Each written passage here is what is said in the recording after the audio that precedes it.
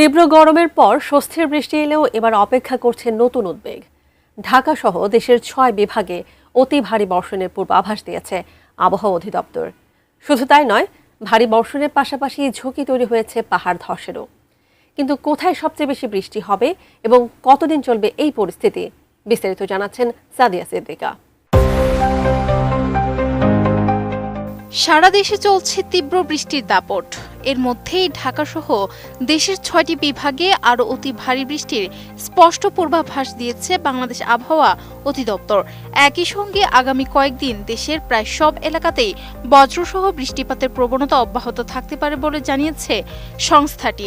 ১১ July আবহাওয়াবিদ doctor Mohammad Omar Faruk স্বাক্ষরিত এক বিশেষ পূর্বাভাসে এই সতর্কবার্তা জারি করা হয়। পূর্বাভাস অনুযায়ী ১২ জুলাই সন্ধ্যা পর্যন্ত রংপুর, রাজশাহী, ময়মনসিংহ, ঢাকা, খুলনা, বরিশাল, চট্টগ্রাম ও সিলেট বিভাগের অধিকাংশ এলাকায় অস্থায়ীভাবে দমকা হাওয়া সহ হালকা থেকে মাঝারি ধরনের বৃষ্টি বা বজ্রসহ বৃষ্টি হতে পারে। এর মধ্যে রংপুর, রাজশাহী, ময়মনসিংহ, ঢাকা, চট্টগ্রাম ও সিলেট বিভাগের কোথাও কোথাও ভারী থেকে অতি ভারী বর্ষণের প্রবল সম্ভাবনা রয়েছে। এই সময় দিন ও রাতের তাপমাত্রা প্রায় অপরিবর্তিত থাকতে পারে।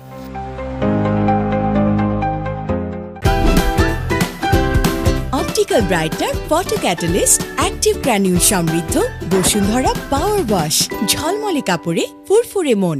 রোববার সন্ধ্যা থেকে পরবর্তী ২৪ ঘন্টাতেও দেশের আবহাওয়া তেমন কোনো পরিবর্তন হবে না এবং একই ধরনের আবহাওয়া বিরাজ করতে পারে। তবে এই সময় বিশেষ করে রংপুর, ময়মনসিংহ, চট্টগ্রাম ও সিলেট বিভাগের কোথাও কোথাও ভারী থেকে অতি ভারী বৃষ্টির তীব্রতা দেখা দিতে পারে। এরপর ১৩ জুলাই সন্ধ্যা থেকে পরবর্তী ২৪ ঘন্টায় বৃষ্টির পরিধি আরও বিস্তৃত হতে পারে।